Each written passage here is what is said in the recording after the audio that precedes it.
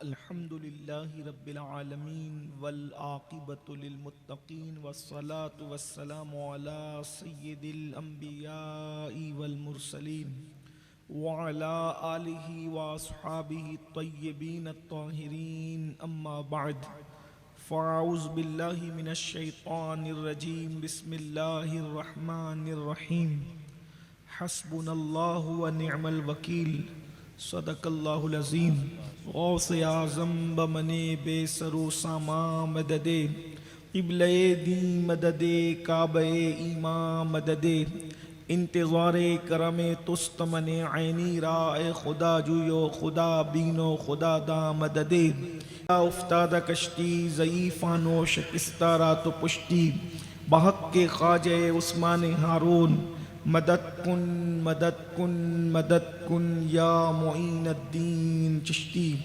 انتہائی احترام و عقیدت کے ساتھ اپنے اور ساری کائنات کے مرکز عقیدت انیس بے کساں چارہ ساز درد مندہ ہم غریبوں کے غم گسار ہم فقیروں کی ثروت شہر یار ارم تاجدار حرم نوبہار شفاعت شب اسرا کے دولہا نوشہ بزم جنت دانائے سبل مولائے کل ختم الرسل خسرو خوباں سیاح لامکاں وجہ کن فکاں در اللہ المکنون سر اللہ المخزون عالم ما کانا وما یکون آب و گل انبیاء جان و دل اصفیاء مطلع ہر سعادت مقطع ہر سیادت خلاصہ کائنات فخر موجودات حضور احمد مجتبی محمد مصطفیٰ ارواحنا فدا صلی اللہ تعالی علیہ وآلہ وصحبہ وبارک وسلم کی بارگاہ بے کس پناہ میں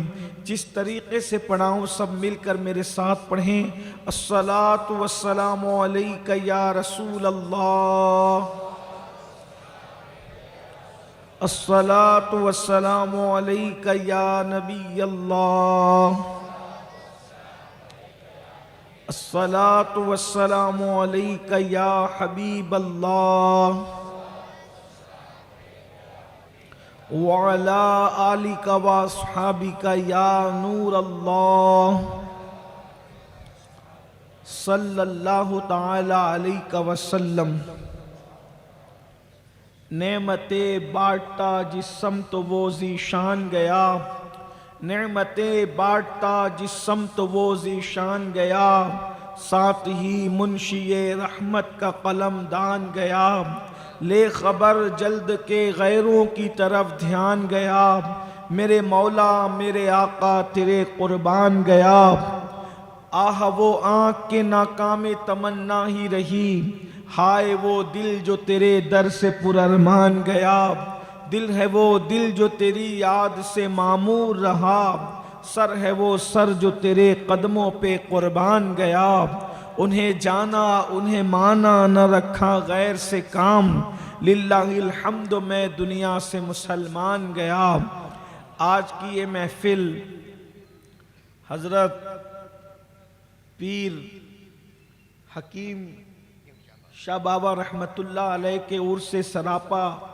قدس کے موقع پر عقائد و اعمال کی اصلاح کی نیت سے منعقد ہے اللہ تبارک و تعالی میری اور آپ سب کی حاضری کو قبول فرمائے ہمارے عزیز القدر چاچا باپو حکم فرما رہے ہیں کہ آپ بہت دنوں کے بعد آئے تو ذرا لمبا بیان کیجئے گا ایسا کچھ بھی نہیں ہے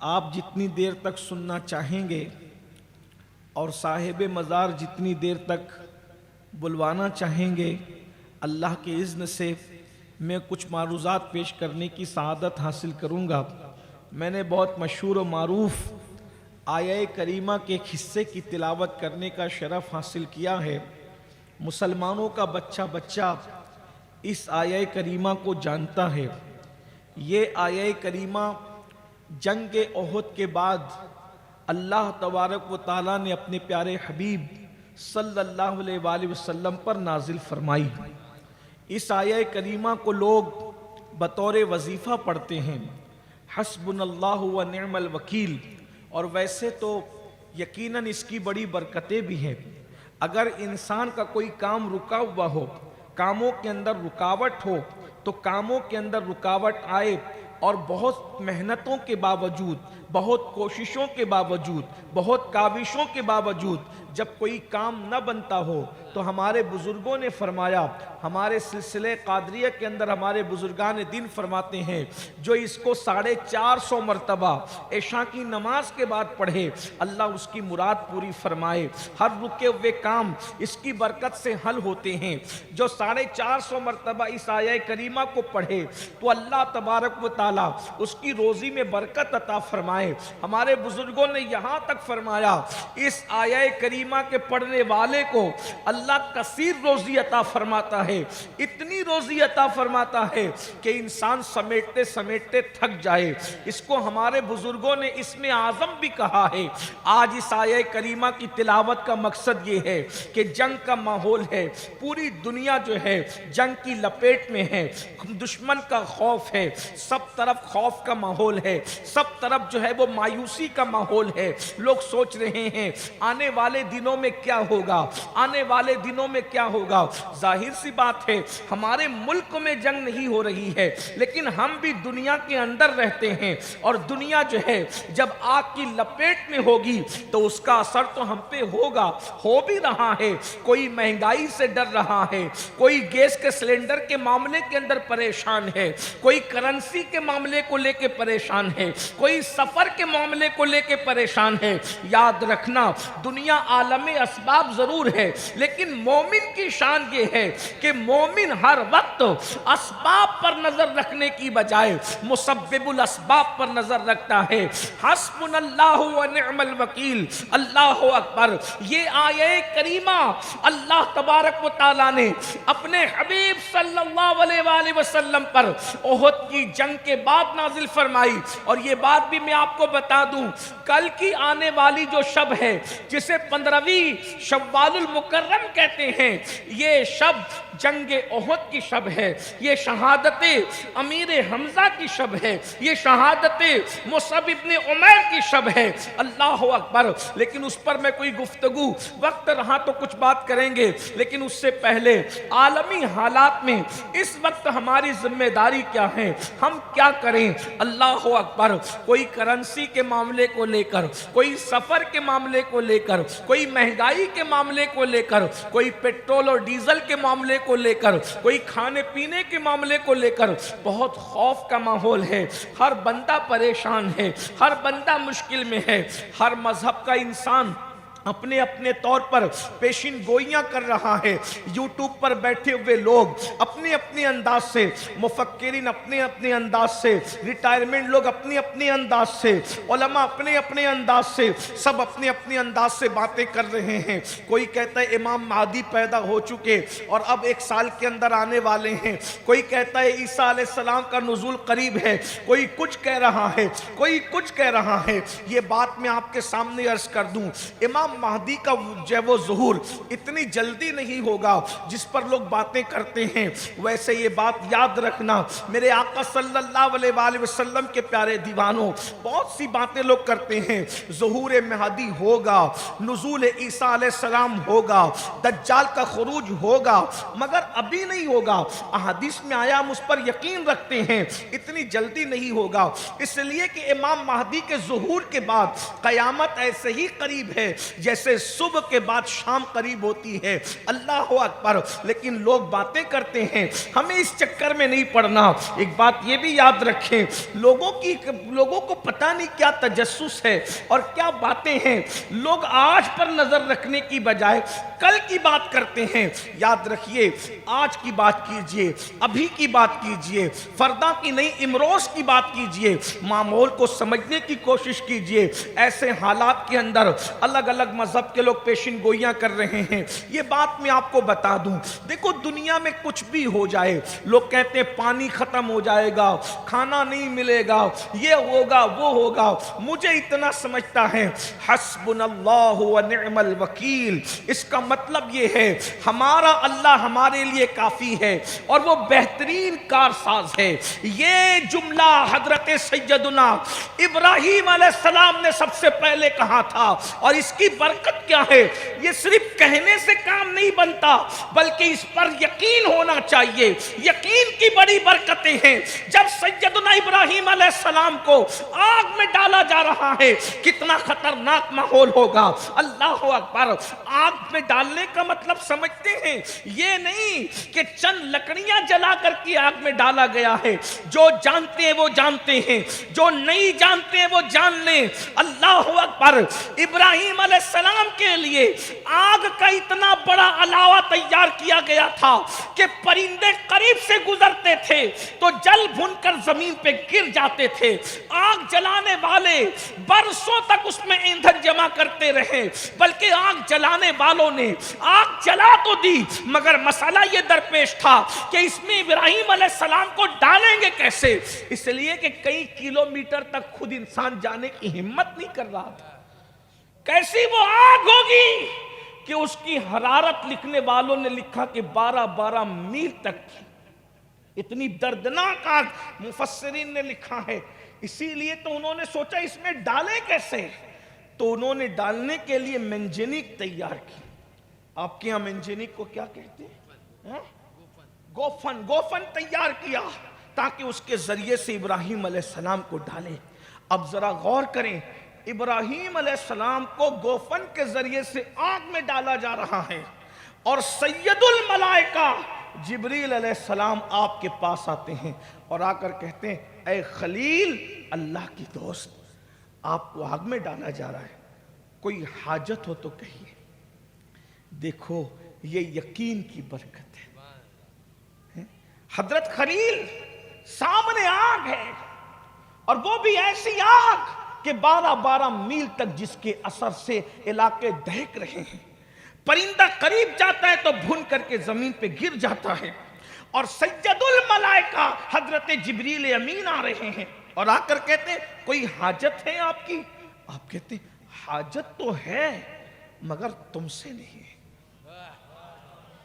جبریل ہے مگر جبریل خدا تو نہیں ہے۔ حضرت جبریل فرشتہ ہیں، سید الملائکہ ہیں۔ حضرت ابراہیم خلیل کی شان بے نیازی دیکھیں۔ اللہ کا پیغمبر ہمیں بتا رہا ہے کہ بندے کو اللہ پر یقین کتنا چاہیے، اور پھر یقین کی برکت کیا ہے۔ یاد رکھنا، ہتھیاروں سے زندگی کی مہم نہیں جیتی جاتی بلکہ یقین کی برکت سے جیتی جاتی ہے۔ اقبال نے کہا تھا یقین محکم عمل پہ ہم، محبت فاتح عالم، جہاد زندگانی میں ہے یہ مردوں کی شمشیر۔ یقین جتنا مضبوط ہوگا برکتیں اتنی نازل ہوگی۔ خلیل اللہ کے پاس حضرت جبریل کہتے ہیں کوئی حاجت ہے؟ تو کہا حاجت تو ہے مگر تم سے نہیں۔ یہ شان بے نیازی اللہ کے پیغمبر کی۔ تو کہتے ہیں حضرت جبریل کہتے ہیں پھر کس سے؟ تو کہا اللہ سے ہے۔ تو کہا اللہ ہی سے جو حاجت ہے مجھ سے بیان کرے تاکہ میں پیش کروں، کیونکہ میں وہاں تک جاتا ہوں جہاں تک کوئی نہیں جاتا۔ سچی بات ہے، حضرت جبریل جاتے سدرۃ المنتہا تک، وہاں تک اور کوئی نہیں جاتا، وہاں تک اور کوئی نہیں جاتا۔ تو حضرت خلیل نے کہا میں تو وہاں جاتا ہوں جہاں تک کوئی نہیں، تو مجھ سے کہہ دے۔ لیکن یہ بھی مومن کی شان ہے، یہ بھی حضرت جبریل وہاں تک جاتے ضرور ہیں مگر اللہ دور کس سے ہے؟ وہ تو خود فرماتا ہے ہوا معکم اینما کنتم۔ یہ مومن کا عقیدہ ہے۔ اللہ قرآن میں فرما رہا ہے ہوا معکم اینما کنتم، تم جہاں کہیں ہو اللہ تمہارے ساتھ ہے۔ وہ حاجت کو سننے کے لیے سدرا کی صدا کا محتاج نہیں ہے، اس کو تو جہاں سے پکارا جائے وہ وہاں سے سنتا ہے۔ ہوا معکم اینما کنتم، تم جہاں ہو اللہ تمہارے ساتھ ہے۔ بلکہ یہاں تک فرمایا اللہ اکبر، کتنا ساتھ ہے تو کہتا ہے اللہ اکبر، اپنے حبیب سے فرماتا ہے محبوب وَإِذَا سَأَلَكَ عِبَادِي عَنِّي فَإِنِّي قَرِيب۔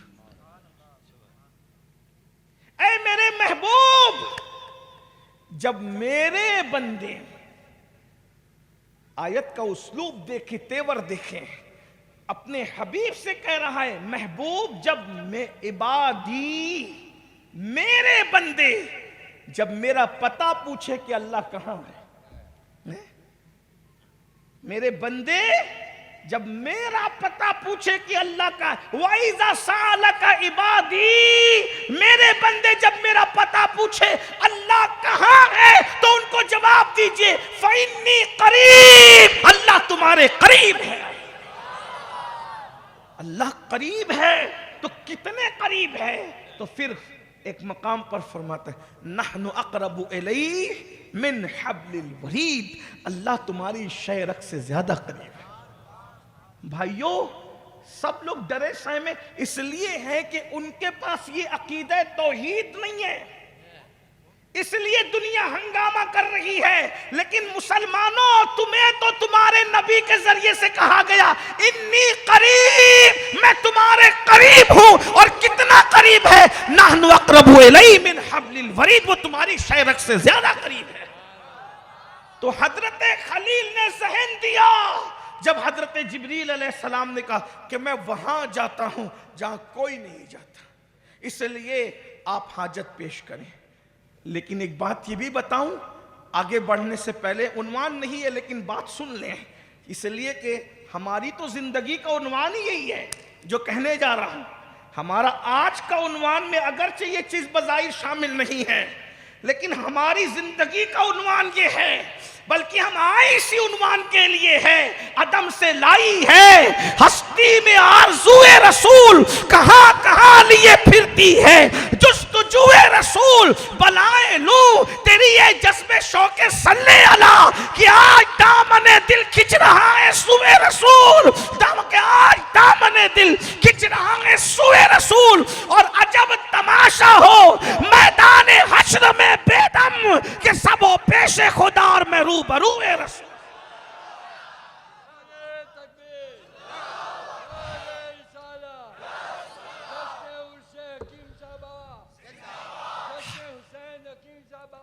حضرت جبریل کہتے ہیں میں وہاں جاتا ہوں جہاں کوئی نہیں جاتا، لیکن یہ شان مصطفیٰ ہے جہاں جبریل کی حد ختم ہوتی ہے، اس سے آگے میرے اور تمہارے رسول تشریف لے جاتے۔ کوئی نہیں چاہتا مگر کوئی تو جاتا ہے، اور میرے امام یوں گنگناتے ہیں تھکے تھے روح الامی کے بازو، کہاں وہ دامن کہاں وہ پہلو، رکاب چھوٹی امید ٹوٹی نگاہ حسرت کے ولولے تھے۔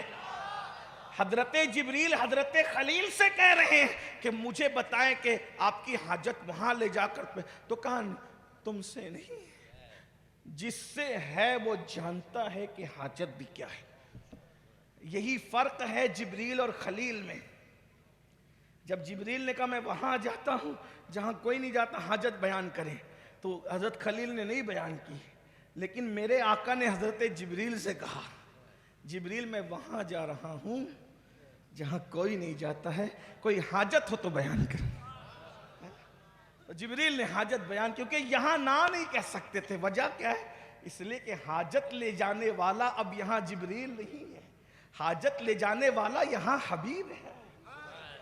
اور یہاں کٹنی تو حضرت جبریل نے حاجت بھی پیش کی تو کتنی خوبصورت، کہا کہ حضور میری تو تمنا یہ ہے کہ جب آپ کی امت پل صراط سے گزرے تو میں اپنے پروں کو بچھا دوں، یہ حاجت ہے۔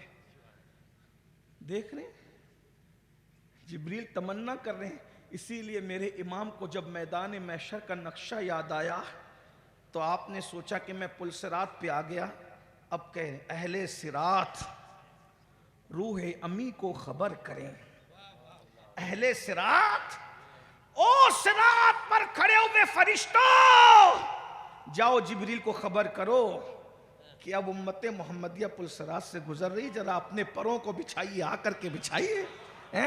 کہتے ہیں اہل صراط روح امی کو خبر کریں، اہل صراط روح امی کو خبر کریں، جاتی ہے امت نبوی فارش پر کرے. اتنا کہنا تھا کہ عشق نے انگڑائی دی اور کہا احمد رضا پھر جبریل کی مدد کیوں لے رہے ہو؟ اس لیے کہ تمہارا آقا تو جانے جبریل ہے. تو پھر عشق کہتا ہے تو پھر بات جب وہ دوسری بار جگہ پر کہتے ہیں پل سے اتارو راہ گزر کو خبر نہ ہو، اور جبریل پر بچھائیں تو پر کو خبر نہ ہو. کاٹا میرے جگر سے غم روزگار کا یوں کھینچ لیجئے کہ جگر کو خبر نہ ہو. اور وہاں جبریل کو خبر کرنے کی بات کی جا رہی ہے، یہاں تو بے خبر ہی نہیں ہے. فریاد امتی جو کرے حال زار میں، ممکن نہیں کہ خیر بشر کو خبر نہ ہو. ان کے سوا رضا کوئی حامی نہیں جہاں گزرا کرے پسر پہ پدر کو خبر نہ ہو. لیکن حضرت خلیل کی بات اگر میں معراج کی طرف جاؤں تو اسی میں وقت جائے گا. آپ کو جو بات کرنی، حضرت خلیل نے کہا تم سے حاجت نہیں، کہاں اللہ ہی سے کہو کہ مجھے بتاؤ کیا. تو آپ نے فرمایا حسبنا اللہ و نعم الوکیل، میرا اللہ میرے لیے کافی ہے اور وہ بہترین سازگار. اور جب آپ کو آگ میں ڈالا جا رہا تھا یہی کہتے ہوئے حضرت خلیل، یہ اس آیت کو سمجھے. یہ آیت تو کوئی بھی معمولی نہیں ہے، لیکن اس آیت کی تاثیر سمجھیں. اس آیت پر یقین مضبوط، صرف زبان سے نہیں دل سے یقین کریں. حضرت خلیل کو آگ میں کون سمجھتا تھا بھائی؟ اتنی دور سے پرندے جہاں بھون جا رہے ہیں وہاں ایک وجود جائے گا تو اس کا کیا حال ہوگا. لیکن خلیل کا یقین، بھائی تلوار اور میزائل کی طاقت اتنی مضبوط نہیں ہوتی جتنی یقین کی طاقت مضبوط ہوتی. یقین کو سمجھا کیا ہے؟ یقین ہے. آج یہ قوم اسی لیے لرزہ برندام ہے، یقین سے دل خالی ہو گئے. یقین سے دل خالی ہو. حضرت خلیل جب آگ میں پہنچ رہے تو کہتے ہیں حسبنا اللہ و نعم الوکیل، میرا اللہ میرے لیے کافی ہے جو بہترین کارساز ہے.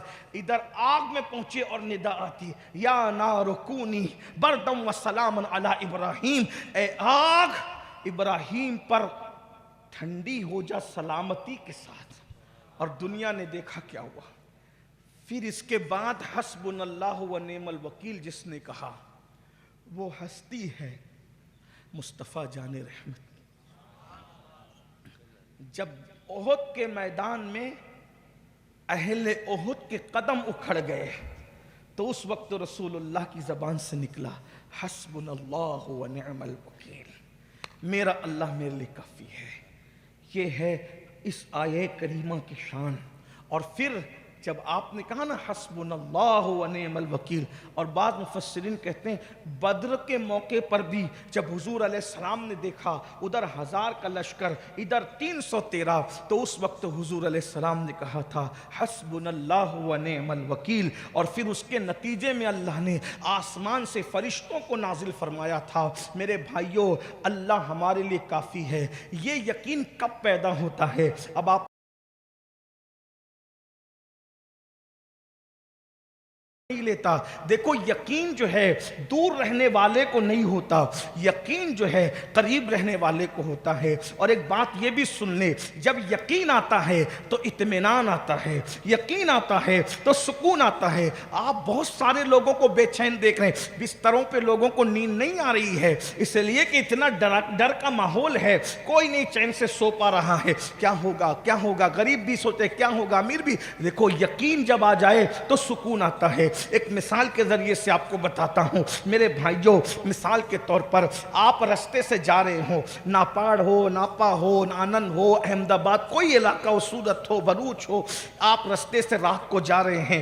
ایک بندہ کھڑا ہے، آپ اس کو پہچانتے نہیں ہیں. اس کے ہاتھ میں چھری ہے، بہت بڑی نہیں چھوٹی سی چھری ہے.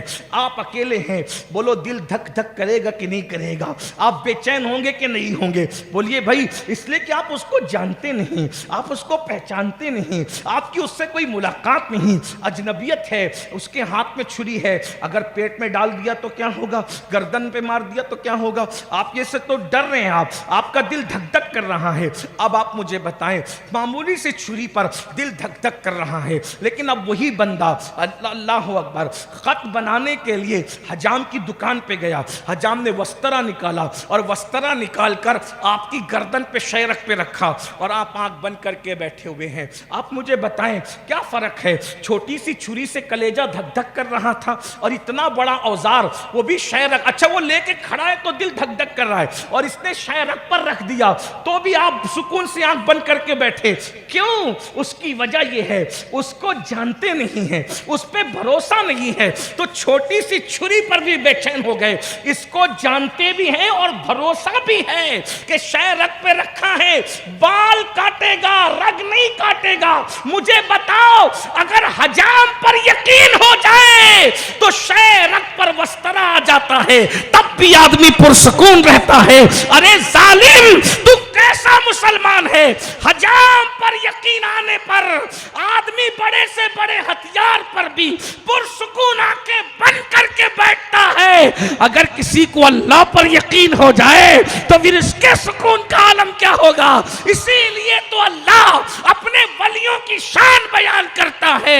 اللہ ان ولیوں کو نفس مطمئنہ عطا کرتا ہے. یا ایتھا النفس المطمئنہ ارجعی الی ربک راضیۃ مرضیہ فادخلی فی عبادی وادخلی جنتی. ولیوں کو نفس مطمئنہ ملتا ہے, بھوک ان کو بے چین نہیں کرتی, وہ رزاق پر بھروسہ کرتے ہیں, نیند ان کو بے چین نہیں کرتی, وہ نیند سلانے والے پر توکل کرتے ہیں, وہ پانی کے لیے بے چین نہیں ہوتے, پلانے والے پر ان کو یقین ہوتا ہے. اسی لیے قرآن کہتا ہے لا خوف علیہم ولا هم یحزنون, ان کو نہ غم ہوتا ہے, ان کو نہ خوف ہوتا ہے. میرے بھائیو, یقین کی دولت بہت بڑی دولت ہے. آج ہمارے پاس یقین کی دولت, یقین, ایک بات یہ بھی سن, کبھی کبھی یقین آدمی کو اتنا بے نیاز کر دیتا ہے کہ ساری دنیا پیچھے رہتی وہ آگے ہو جائے. اور ایک بات یہ بھی یاد رکھنا, کبھی کبھی پڑھے لکھوں سے زیادہ یقین ان پڑھوں کو بھی ہو سکتا ہے. یقین کی دولت اللہ جسے چاہے, یہ دولت اللہ جسے چاہے دے. یہ سرٹیفکیٹ کی محتاج نہیں ہوتی, یہ خدا کا انعام ہے, جسے چاہے دے. اور یقین والا آگے رہتا ہے, کبھی کبھی یقین والے سے ڈگری والا پیچھے ہی رہ جاتا ہے. یقین یقین ہے. اور یہ بھی آپ کو عرض کروں, یہ جو تمہارے دماغ کے اندر بھوت گھسڑا گیا ہے نا کہ ہم تو پبلک ہے, ہم تو دنیا دار ہے, ہم تو گنہگار ہے, اللہ ہماری کیا سنے گا, یہ دماغ سے نکال دو. اللہ کے یہاں بات منوانے کے لیے نیک ہونا ضروری نہیں ہے, اللہ کے یہاں بات منوانے کے لیے یقین ہونا ضروری ہے. یہ قوم یقین سے گئی, ناکامی یقین نہ ہونے کی وجہ سے ہے. یقین ہو, میں مثنوی شریف یاد آئی مجھے, یقین کی برکت. میں بہت لمبی نہیں کروں گا, سمیٹوں گا بات کو, توجہ فرمائیں.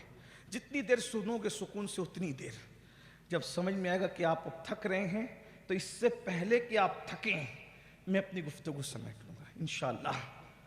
اور جب آپ تھک جانا تو چہرے نظر آتے ہیں تھکے ہوئے, ابھی نہیں تھکے ہیں آپ. ہاں, یقین. عارف رومی یقین کی برکت بیان کرتے ہیں. میں وہ پوری حکایت تو منوان نہیں پڑھ سکوں گا, لیکن اس کا مفہوم پیش کر رہا ہوں. یقین ہو سکے تو یقین پیدا کر, یقین کی بہت برکت. اور ایک بات بتاؤں, یقین بہت بڑی چیز ہے. ہزاروں عبادتیں آپ کو وہاں نہیں پہنچاتی جہاں یقین پہنچاتا ہے. بہت لمبی چوڑی تقریر کرنے کی بجائے ہمارے مرشد اجازت حضور شیخ الاسلام کے 2 مصرے سن لو تو بات سمجھ میں آ جائے گی.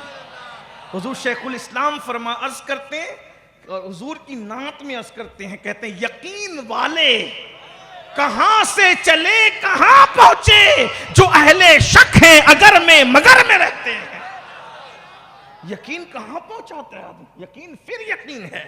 یہ امت یقین سے خالی، اقبال نے بھی کہا تھا دل سوچ سے خالی ہے، نگاہ پاک نہیں ہے، پھر اس پہ کہ تو بے باک نہیں ہے۔ میرے بھائیوں یقین جا رہا ہے، یقین سے دور ہو رہے ہیں، اور یقین کی بات کرتے کرتے میں سمیٹوں گا، لیکن عارف رومی علامہ جلال الدین رومی جنہیں مولانا روم کہتے ہیں، مولائے روم کہتے ہیں، اللہ اکبر، یقین کی بات کرتے ہیں۔ سن لیجئے، یہ دماغ سے نکالیے، میں تو ان پڑھ ہوں، میں تو گوار ہوں، مجھے تو پڑھنا نہیں آتا، مجھے تو لکھنا نہیں آتا۔ میرے بھائی پڑھنا نہیں آتا پڑھو، لکھنا نہیں آتا لکھنا سیکھو، عبادت نہیں کرتی عبادت کی طرف آؤ، لیکن یاد رکھنا گنہگار ہو، اللہ گنہگاروں کا بھی تو رب ہے، وہ صرف نیکوں کا رب تو نہیں، وہ گنہگاروں کی بھی سنتا ہے، اسے یقین سے پکارنا سیکھو۔ ہمارے یہاں جو ہے وہ عیسائیوں جیسا معاملہ نہیں ہے کہ اللہ کے پاس دعا قبول کرانا ہے تو فادر کے پاس جانا پڑے گا،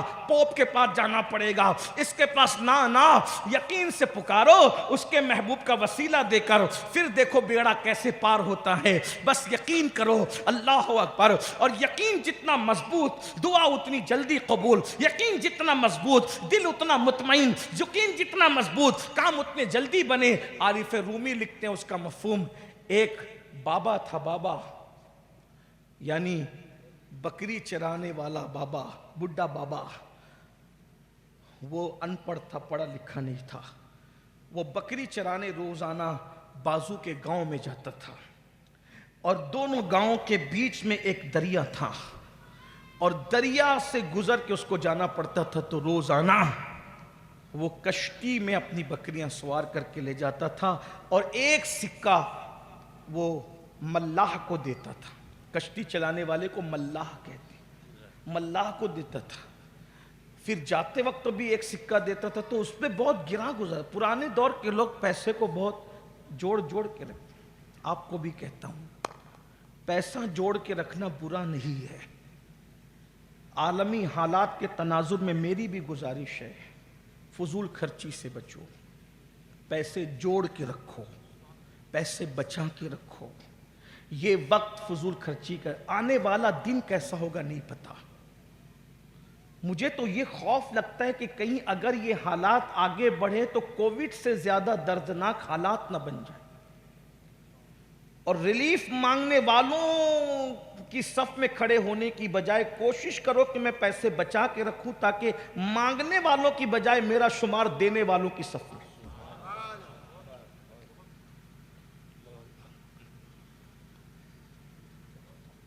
میں ڈرا نہیں رہا ہوں، اور نہ میں یوٹیوبر لوگوں سے متاثر ہوں، لیکن میں آپ کو حفظ ما تقدم کے تحت، کوئی ضروری نہیں کہ ایسے حالات پیدا ہونا، انشاءاللہ نہیں ہوں گے، ہمیں امید ہے، ہم خزاں کے طالب نہیں، ہم بہاروں کے امیدوار ہیں، ہم شکست کے متلاشی نہیں، ہم فاتح عالم کے غلام ہیں۔ ارے ہمارے آقا کی شان تو یہ ہے، انہیں صرف یاد کر لو تو ٹھنڈی ہوائیں چلنے لگتی، بس کوئی دل سے یاد کرنے والا چاہیے۔ میرے امام کہتے ہیں، اور بڑے مزے میں کہتے ہیں، اللہ اکبر، ان کے نثار کوئی کیسے ہی رنج میں ہو، جب یاد آ گئے ہیں سب غم بھلا دیے۔ ہم ہوا کو بہت آسانی سے، ان کو یاد کرے تو ٹھنڈی ہوائیں، ہمارے نبی ہیں، ان کے آنے کی برکت سے حضرت بیدم شبارسی کے دو مصرے یاد آئے، کہتے ہیں سارے عالم میں محبت کی گھٹا چھائی ہے، آپ آئے تو زمانے میں بہار آئی ہے۔ اور حضرت علامہ عبد الرحمن جامی کہتے ہیں جہاں روشن است از جمال محمد، جہاں روشن است از جمال محمد، دلم زندہ شد از وصال محمد۔ یہ دنیا جو روشن ہے نا، حضور کے چہرے سے روشن ہے، ورنہ یہ چاند اور سورج کی اوقات کیا ہے؟ اگر یہ دنیا روشن سورج اور چاند سے ہے تو دنیا اس وقت بھی روشن رہتی ہے جب چاند نہیں رہتا، دنیا اس وقت بھی روشن رہتی ہے جب سورج نہیں رہتا۔ یہ کبھی رہتے ہیں کبھی نہیں رہتے، لیکن حضور تو ہمیشہ کے لیے ہمیں عطا کر دیے گئے، اور یہ بھی چمکتے ہیں تو ان کے صدقے میں چمکتے ہیں۔ آپ کو کیا پتا جب ان کی سواری کی گرد اڑتی ہے تو چاند و سورج سوالی بن کر کے کھڑے رہتے ہیں. ہمیں نبی کی سواری کی گرد مل جائے تو ہمیں بھی چمکنے کا شعور مل جائے. بریلی کا قلندر اس کو اس لب و لہجے میں بیان کرتا ہے, نور کی خیرات لینے دوڑتے ہیں محل و ماں, نور کی خیرات لینے دوڑتے ہیں محل و ماں, اٹھتی ہے کہ شان سے گرد سواری و ہوا, اٹھتی ہے کہ شان سے گرد سواری و ہوا. اللہ اکبر. تو بات دور نکل گئی, عرض یہ کر رہا تھا, عارف رومی کہتے ہیں کہ اس کو کھلتا تھا کہ ایک سکہ جاتے ٹائم بھی دینا پڑتا, آتے ٹائم بھی. سوچا یار کوئی مل جائے چچا باپو جیسا آدمی کہ اپنا پیسہ بچ جائے, شاہ صاحب جیسا بندہ مل جائے, مولانا جیسا بندہ مل جائے, حافظ جی جیسا بندہ مل جائے, مولانا انور رضا صاحب جیسا بندہ, کوئی بندہ ملے اپنا کام بنے. بھئی آدمی تو توقع کرتا ہے نا, لیکن ایسا کوئی نہیں ملا اس کو میرے جیسا مل گیا جو خالی تھا اندر سے. اس کا حلیہ بڑا بھرپور تھا, امامہ پگڑی جبہ کبہ میری طرح تھا, ان بھرے ہوئے لوگوں کی طرح نہیں تھا, مجھ خالی جیسے کی طرح. تقریر کے لیے حضرت تشریف لے جا رہے ہیں, بڑے میاں پریشان ہیں, حلیہ دیکھا پھسل گئے. اس لیے کہ اچھے لوگ تو سادے سیدھے حلیے میں رہتے, ہم جیسے ہی بڑے بنے سورے رہتے. تو بن سور کر کے نکلے تو دیکھا تو کہا, وہ پہنچا بیچارہ چرواہ, کہا حضرت ایک کام کریں گے؟ کہو کیا کام ہے؟ کہا حضرت یہ بکریاں لانا لے جانا پڑتا ہے روزانہ, آنے میں ایک سکہ جانے میں ایک سکہ. حضرت کوئی ایسا وظیفہ بتا دو نا کہ مجھے پیسے خرچہ نہ کرنا پڑے اور میری بکریاں بغیر کشتی کے گاؤں چلی جائے, گاؤں سے آ جائے. جب کوئی بندہ بہت اوور ہوتا ہے نا تو اس سے جان چھڑانا آسان نہیں ہوتا, اور جان چھڑانے کے لیے آدمی کبھی کبھی وہ باتیں کر جاتا ہے جو اس کو نہیں کرنا چاہیے. اب کیا کرے گا آدمی, مرتا کیا نہیں کرتا. تو وہ ہولیے میں سب ٹیپ ٹاپ میں سوچا یار اتنی یہ بھروسے سے آدمی آیا ہے, کچھ تو بتانا پڑے گا نا, ورنہ سوچے گا اتنی بڑی پگڑی باندھا کچھ آتا ہی جاتا ہے. تو جان چھڑانے کے لیے اس نے کہہ دیا ارے تمہیں نہیں پتا, بسم اللہ الرحمن الرحیم پڑھو, ایسا پاورفل وظیفہ ہے, تم آگے چلو پیچھے تمہاری بکریاں, کوئی پیسے ویسے کی ضرورت نہیں. یہ ان پڑھ تھا, لوگوں کی لغت کے اعتبار سے جاہل تھا, مگر یقین والا تھا. سوچا اس ہولیے میں کوئی فراڈ تو کرے گا نہیں, بتانے والے نے جان چھڑانے کے لیے بتا دیا, بس یہ تو آپے سے باہر کے آج دیکھتے ہیں کیسے ملہ پیسے لیتا ہے, اب ہم پھر دیکھیں کس طریقے سے گزرتے ہیں. شام ہوئی, بسم اللہ یقین کے ساتھ پڑھا, بڑے میاں آگے آگے, بکریاں پیچھے پیچھے, سکون سے گھر پہنچ گیا, سکون سے گھر. آج تو دل سینے میں قابو نہیں تھا, کیا صاحب کرامت بنا دیا بسم اللہ نے. اللہ مولانا کو جزائے خیر دے, کیا وظیفہ بتایا ہے, کوئی مشکل نہیں, کتنا آسان. آتے ہیں جاتے ہیں, پیسہ بچتا ہے, روزانہ کا یہی معمول ہے.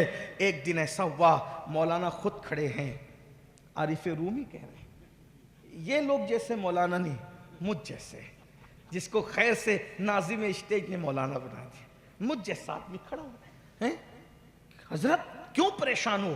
ارے بھائی کسی کشتی کی تلاش میں جانا ہے ادھر. ارے حضرت بھول گئے آپ ہی نے تو مجھے بتایا تھا بسم اللہ پڑھو چلو. آپ نے بتایا تھا, یاد نہیں آپ کو؟ یہ دیکھو ہم کیسے جاتے ہیں, بسم اللہ پڑھا اور چلتے ہوئے چلا. وہی نہیں جا رہا ہے, اس کے بسم اللہ کی برکت تو دیکھو, بغیر بسم اللہ پڑھے بکریاں بھی پیچھے جا رہی ہیں. بکریوں نے تو بسم اللہ نہیں پڑھی نا. اللہ اکبر. یہ عارف رومی لکھ رہے ہیں یقین کی برکت میں, مولانا روم لکھ رہے ہیں, مولانا کہتے ہیں مولوی ہرگز نہ شد مولائے روم تا غلام شمس تبریزی نہ شد. مولوی اس وقت تک کہ کبھی روم کا آقا نہیں بنتا جب تک کہ شمس تبریز جیسے پیر کی غلامی نہ کرے. اللہ اکبر. عارف رومی کہتے ہیں اس نے مولانا سے کہا چلو حضرت آپ کا بتایا وظیفہ ہے, اور جب وہ چلا چرواہا اس کی بکریاں بھی چلی, کہا آ جاؤ آ جاؤ. جیسے ہی حضرت نے بسم اللہ پڑھ کے قدم رکھا, پیر پانی میں ڈوب گیا. اس نے کہا حضرت حیرت ہے, آپ کا بتایا ہوا وظیفہ آپ کو کام نہیں دیتا جبکہ ہمیں کام دیتا ہے. اس نے سرد آہ کھینچی اور کہا کیا کروں, علم تو تجھ سے زیادہ ہے, مگر یقین تیرا زیادہ ہے. تیرا یقین تجھے ڈوبنے نہیں دیتا. یہی یقین کی بات ہے. یقین والے کہاں سے چلے کہاں پہنچے. جو اہل شک ہیں اگر میں مگر میں رہتے ہیں. یہ امت اس لیے لرزہ براندام ہے. یقین نہیں ہے میرے بھائیوں. جس کا نبی قاسم نعمت ہو, جس کا خدا رب الارباب ہو, وہ قوم آخر مایوس ہے, وہ قوم بے چین اور بے قرار ہے. اب بات کو سمیٹتے ہوئے دو باتیں. یقین پیدا کیسے ہوتا ہے؟ اس لیے کہ پوری رات یقین پہ تقریر کروں اور یقین پیدا کرنے کی بات ہی نہ ہو تو پھر آپ سوچیں گے کہ بھائی اب اس کے لیے کہاں جائیں. اللہ اکبر. تو یاد رکھنا یقین کیسے پیدا ہوتا ہے. اللہ اکبر. یقین جان پہچان سے پیدا ہوتا ہے. یقین جان پہچان سے پیدا ہوتا ہے. میرے بھائیوں, جس کو جانتے ہی نہیں اس پہ یقین کیسا. سمجھانے کے لیے کہہ رہا ہوں, ملانے کے لیے نہیں. آپ جو ہے ریلوے اسٹیشن پہ پہنچے, پہنچنے کے بعد آپ کے ہاتھ میں اٹیچی ہے جس میں سونا ہے, جس میں پیسے ہیں. ایسے میں کوئی اجنبی کہے لاؤ حضرت میں آپ کی اٹیچی پکڑ لوں, تو آپ نہیں دیں گے کیونکہ آپ اس کو جانتے نہیں ہیں. لیکن اگر حافظ عبد الرحیم صاحب کہیں لائیے باپو میں پکڑ لیتا ہوں, آپ فوراً دے دیں گے کیونکہ آپ جانتے ہیں. جس کو جانتے ہیں اس پر یقین ہوتا ہے, جس کو پہچانتے ہیں اس پہ یقین ہوتا ہے. میرے بھائیوں, آج اللہ رسول پہ یقین کیوں نہیں ہے؟ کیونکہ نبی کو جانتے ہی نہیں, نبی کو پہچانتے ہی نہیں, خدا کو جانتے ہی نہیں, خدا کو پہچانتے ہی. جو قوم پوری زندگی اللہ کا نام بھی نہ لے. اللہ قرآن میں کہتا ہے وما قدر اللہ کا قدری, تم نے اپنے اللہ کی وہ قدر نہیں کی جو قدر کرنے کا حق تھا. تم نے تو سیاسی لیڈروں پر بھروسہ کیا, اللہ پہ بھروسہ نہیں کیا. سیاسی لیڈر اگر تمہیں بلائیں, میں سیاسی لیڈروں کی برائی کرنے نہیں بیٹھا لیکن صرف مثال کے ذریعے سمجھانا چاہ رہا ہوں. اگر محلے کا کارپوریٹر بلائے تو اچھلتے ہو کہ مجھے بلایا ہے, ایک بار بلا لے تو اچھلتے ہو. اور اگر وزیر بلا لے, چاہے کتنا بھی بڑا قوم کا قاتل اور ڈائن ہو, اچھلتے ہیں اس نے بلایا. اس کے ساتھ فوٹو کھچا کر کے خود ہی فیس بک پہ شیئر کریں کہ اس نے بلایا. شرم نہیں آتی؟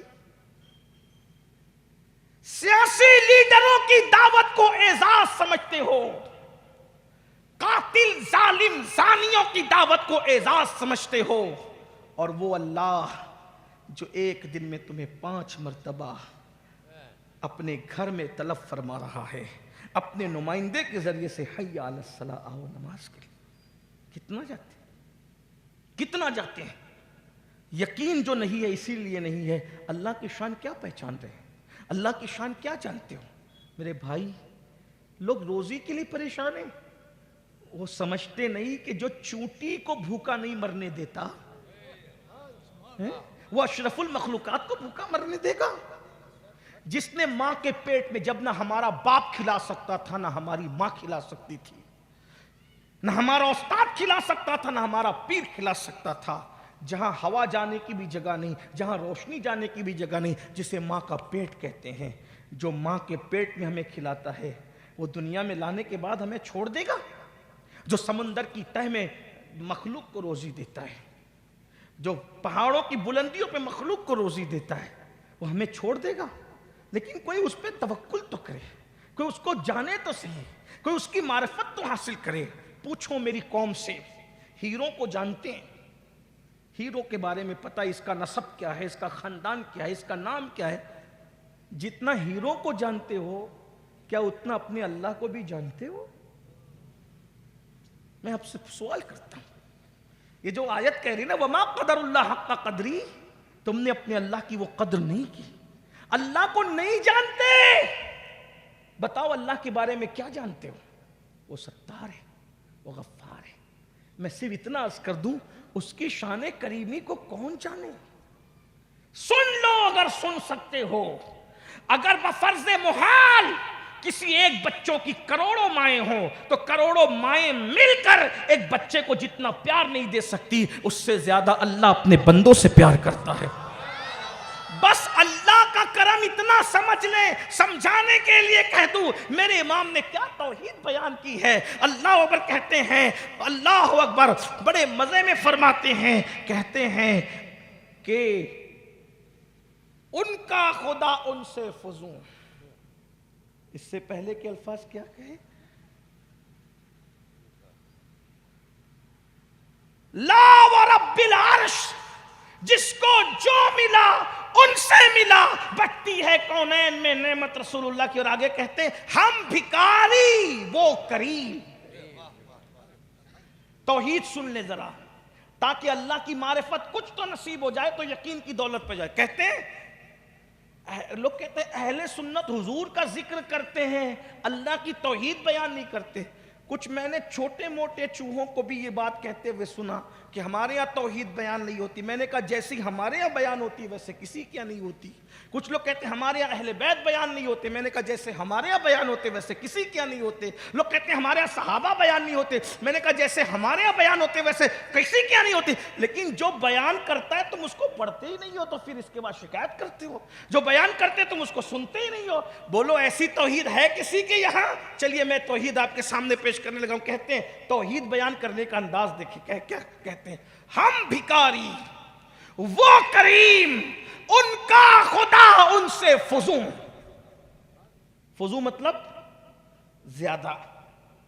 اب یہ بھی لوگ کہتے ہیں سنی نبی کو اتنا بڑھا دیتے ہیں کہ خدا سے بڑھا دیتے ہیں. میں نے کہا یہ توحید نہیں ہے. ان کا خدا ان سے برابر نہیں، چھوٹا نہیں. کیا فزون سے بڑا ہے ان کا خدا نا.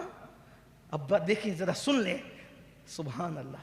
ہم بھکاری وہ کریم ان کا خدا. نبی بھی کریم ہے خدا بھی، لیکن دونوں کے کریم ہونے میں فرق کیا؟ ان کا خدا ان سے فزوں. اور نہ کہنا نہیں عادت رسول اللہ کی. کہتے میرے نبی کبھی کسی کو نہ نہیں کہتے، سب کو عطا کرتے ہیں اس لیے کہ وہ کریم ہے.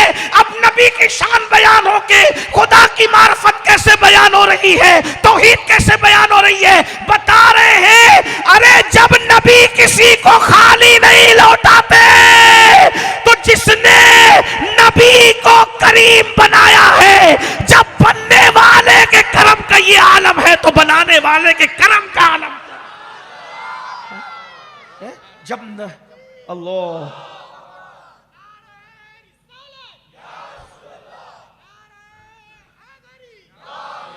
جب نبی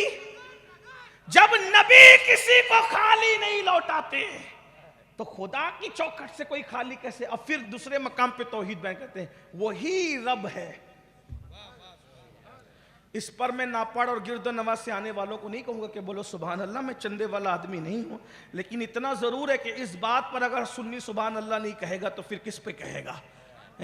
توحید کس طرح بیان ہوگا؟ وہی رب ہے، وہی رب ہے جس نے تجھ کو ہمتن کرم بنایا، ہمیں بھیک مانگنے کو تیرا راستہ بتایا. تجھے حمد ہے خدایا، تجھے حمد ہے خدایا. ارے ڈرتے کیوں ہو؟ اللہ سے مانگیں گے تو نہیں دے گا. ارے ظالم، نبی جب کسی کو نہ نہیں کہتے تو نبی کا بنانے والا نہ کیسے کہے گا؟ بس اتنی سی بات ہے، مانگنے کا جو سلیقہ ہے اس طرح مانگو، مانگنے کا جو طریقہ ہے اس طرح مانگو. مسجد کی دیواروں کو دیکھ کر دعا کرنے والوں ذرا غور تو کرو. جب تم خود خدا کی رحمت کی طرف متوجہ نہیں ہوتے تو خدا کی رحمت تمہاری طرف کیسے متوجہ ہوگی؟ شک لے کر کے مانگو گے تو کیسے ملے گا؟ اللہ میرے بھائی، لوگ کہتے ہیں مولانا ہم گنہگار ہیں. میں کہا میرے بھائی یار سدھر، کیا مایوسی کی بات کرتا ہے؟ کتنا گنہگار ہے تو؟ شیطان سے بڑا گنہگار ہے. اور شیطان سے بڑا گنہگار ہے تو. بھائی کتنا بھی گنہگار ہے مگر تو اللہ کا دشمن نہیں ہے. بولو بھائی، بولو بھائی، جواب دے مجھے. اللہ کا دشمن ہے تو؟ بولو. جو نبی کے جان کے دشمن تھے، فتح مکہ کے موقع پہ نبی نے کہا لا تثریب علیکم اليوم، جاؤ میں نے تم سب کو معاف کیا. جو نبی جان کے دشمن کو معاف کرتا ہے تو اس کا بنانے والا خدا کیسے معاف کرے گا؟ شان رحمت للعالمین ہی دیکھنا ہے تو فتح مکہ دیکھو، اور میدان محشر میں خدا بتائے گا جس نے رحمت للعالمین کو بنایا اس کے بخشنے کا عالم کیا ہے. بھائی جو رحمت للعالمین ہے وہ اتنا رحم والا ہے تو جس نے رحمت للعالمین کو بنایا ہے اس کے رحم و کرم کا عالم کیا ہوگا؟ تم اس پر پریشان ہو مولانا میں گنہگار ہوں اور ایسا ہوں اور ویسا ہوں. میں پوچھتا ہوں کیا شیطان کی طرح ہو؟ نہیں، کبھی نہیں، شیطان کی طرح کبھی نہیں۔ شیطان اللہ کا دشمن، شیطان نے مانگا، منع کیا اس نے، جب اللہ نے کہا انکا رجیم، نکل یہاں سے، تو مردود ہے، کہا جاتا ہوں لیکن میری سن لے۔ بول کیا ہے؟ کہا کہ میں قیامت تک مہلت چاہتا ہوں، مجھے عمر دے قیامت تک۔ بھائی دشمن تھا نا، بات سمجھ میں آتی ہے؟ قرآن کی تفسیر پیش کر رہا ہوں آپ کے سامنے، توجہ ہے؟ دشمن تھا نا، دشمن تھا، کیا مانگ رہا ہے؟ 60 سال کی عمر نہیں، 80 سال کی عمر نہیں، 100 سال، کتنی عمر؟ دشمن تھا، مگر شیطان کو بھی یقین تھا کہ یہ دے گا اور یہی دے گا۔ بھائی شیطان یقین سے مانگ رہا ہے تو وہ محروم نہیں جا رہا ہے۔ شیطان شیطان ہے، ابلیس ابلیس ہے، مگر وہ کیا کہہ رہا ہے؟ اس کا یقین دے، کہتا ہے مجھے قیامت تک مہلت دے۔ میرے اللہ کی شان عطا پہ قربان جائیں، کہتا ہے جا عطا کیا۔ اب مجھے بتاؤ مسلمانوں، تم کدھر پریشان ہو؟ جو شیطان کو منع نہیں کرتا، جو دشمن کو عطا کرتا ہے، وہ اپنے محبوب کے امتیوں کو عطا نہیں کرے گا؟ یقین چاہیے۔ یقین کیسے ہو؟ اللہ کی شان پڑھو، اللہ کی شان سنو، عطا کرتا ہے۔ میں نے ابھی عرض کر دی آپ کے سامنے، جب نبی کسی کو نہ نہیں کہتے، حضرت حامد مصطفیٰ وادی علیہ الرحمہ نے کہا تھا یہ دربار محمد ہے، یہاں اپنوں کا کیا کہنا، یہاں سے ہاتھ خالی غیر بھی جایا نہیں کرتے۔ یہ دربار محمد ہے، یہاں ملتا ہے بے مانگے، ارے نادا یہاں دامن کو پھیلایا نہیں کرتے۔ مانگو، یقین سے مانگو، کیا نہیں ملتا؟ یقین۔ بس آخری بات کے طور پہ، جب کوئی اللہ پہ یقین کرتا ہے، اللہ اس کا کام بگڑنے نہیں دیتا۔ آخری بات کے طور پہ سن لیں، یقین، اللہ پر یقین، یقین کی برکت، گفتگو اینڈ کی طرف، اللہ پر یقین۔ حضرت موسیٰ علیہ السلام کے زمانے میں ایک بادشاہ تھا، مصر کا بادشاہ، دنیا اس کو فرعون سے جانتی ہے، ٹھیک ہے؟ سب نے سن رکھا ہے فرعون۔ فرعون نے خواب دیکھا۔ جب فرعون نے خواب دیکھا، بہنوں کی بھی توجہ چاہتا ہوں، مائیں اور بہنیں بیٹھی ہوئی، بچیوں کو رشتہ نہیں آتا، سب پریشان ہیں۔ اچھا زیادہ تر ڈیپینڈ تعویذات پر ہے، تعویذ تعویذ۔ میرے بھائی تعویذ بھی اللہ چاہے تو اثر کرتا ہے، یاد رکھنا۔ اللہ نہیں چاہے نا تو کسی کتب اور ابدال کا تعویذ بھی اثر نہیں کرے گا۔ دعا پر بھروسہ نہیں، تعویذ پہ بھروسہ۔ اللہ کے دیے ہوئے کلام پر بھروسہ نہیں، کسی نے چلتے چلاتے وظیفہ دے دیا تو اس پہ بھروسہ۔ بھئی تعویذ اثر کرتا ہے، میں انکار نہیں کر رہا ہوں، ورنہ لوگ ناراض ہوتے ہیں، یہ اس طرح کی بات تو نہ کیا کر۔ میں کہا کہ اگر مسلک بیان کرنا ہو تو میں کروں گا، کیونکہ میری اپنی طبیعت ہے، میں جب بیان کرنے بیٹھتا ہوں تو نہ میں ادھر والوں کی خوشی چاہتا ہوں نہ ادھر والوں کی۔